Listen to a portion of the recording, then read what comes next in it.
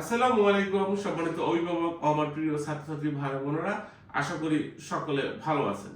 কথা বলবো আমেরিকার স্টুডেন্ট ভিসার ক্ষেত্রে সিকিউরিটি বন্ড হিসাবে 5,000 থেকে সর্বোচ্চ $15,000 পর্যন্ত টাকা আমেরিকান অ্যাকাউন্টে বা আমেরিকান গভর্নমেন্টের নিকট জমা রাখতে হবে কিনা এই বিষয়টা নিয়ে সম্প্রতি আমেরিকান প্রশাসন পাইলট প্রজেক্টর আন্ডারে ট্যুরিস্ট ভিসার ক্ষেত্রে এই বন্ডটা নির্ধারণ করে দিয়েছেন। অনেক স্টুডেন্ট ভাই বোনেরা জানতে চেয়েছেন যে স্টুডেন্ট ভিসার বিষয়ে কি আমাকে সিকিউরিটি বন্ড দিতে হবে কি না। আমি আপনাদেরকে খুব আনন্দের সহিত জানাচ্ছি, আমেরিকার স্টুডেন্ট ভিসাতে কোনো ধরনের কোনো পরিবর্তন নিয়ে আসে নাই। আমেরিকার স্টুডেন্ট ভিসার প্রসেসিংটা এখন থেকে ঠিক 2 বছর আগে যেমন ছিল এখনো ঠিক তেমনই আছে।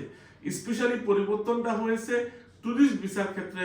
সেখানে এখন একজন অ্যাপ্লিকেন্টের ভিসা অ্যাপ্রুভ হওয়ার পরে তাকে কিন্তু সিকিউরিটি বন্ড জমা রাখতে হবে, কিন্তু স্টুডেন্ট ভিসার বেলায় সিকিউরিটি বন্ড দিতে হবে না। এখানে 1 টাকাও ভিসা অ্যাপ্রুভ হয়ে যাওয়ার পরে সিকিউরিটি বন্ড হিসাবে আমেরিকান গভর্নমেন্টের নিকট জমা রাখার কোনো দরকার নাই।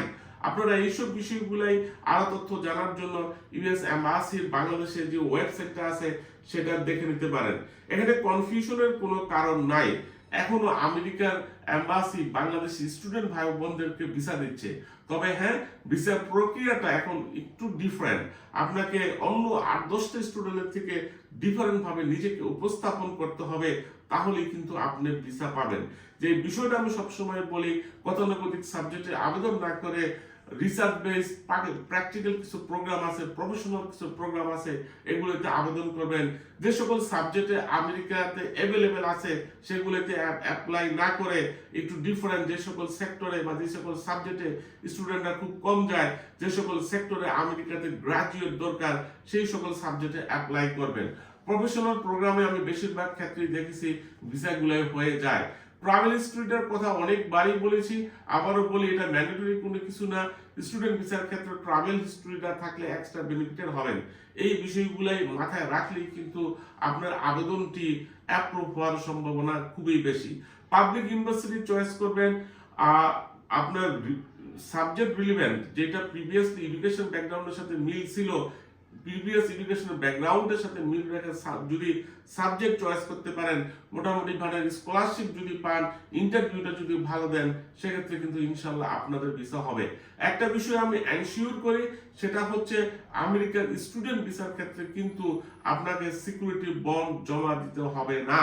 আমি আবারও বলছি, আমেরিকার স্টুডেন্ট ভিসার ক্ষেত্রে কোনো সিকিউরিটি বন্ড জমা দিতে হবে না। আমেরিকার স্টুডেন্ট ভিসার নিয়মটা এখন থেকে 2টা বছর আগে যেমন ছিল ঠিক তেমনই আছে। শুধু ট্যুরিস্ট ভিসার ক্ষেত্রে আপনাকে সিকিউরিটি বন্ড জমা দিতে হবে। তাই যে সকল স্টুডেন্ট ভাই বোনেরা চিন্তা ভাবনা করতেছেন আগামী সেপ্টেম্বর সেমিস্টার 2026 সালে আবেদন করবেন, তাদের অ্যাপ্লিকেশন গুলো স্টার্ট হয়ে গেছে।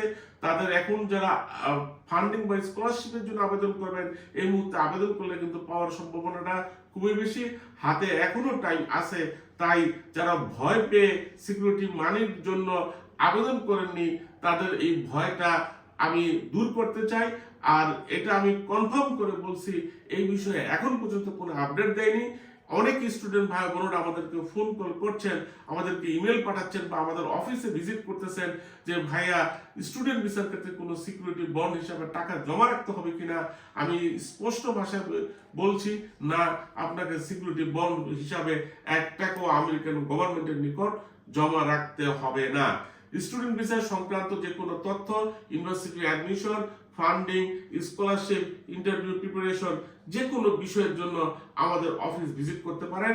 আমাদের দক্ষ টিম আপনাদেরকে এই বিষয়ে সহযোগিতা করবে।